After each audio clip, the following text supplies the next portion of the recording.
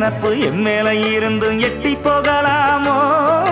கட்டுப்பாடு இருந்தும் கட்டிக்கு முன்னே ஒட்டிக்கொள்ளலாமோ? முத்தமிட்டா மோசம் என்ன உண்டாகும்? சத்தமிட்டா உன் நிலைமை என்னாகும்? புது வளையல அரைச்சு தொண்டையில தான் நினைச்சு மாமன் கிட்ட பேச போற மணிக்கணக்கா. தூண்டாமணி விளக்க தூண்டி விட்டு எரிய வச்சு ஓ முகத்தை பார்க்க போற நாள் கணக்கா. அந்த இந்திரன் சந்திரனும் மாமன் வந்தா எந்திரிச்சு நிக்கணும்.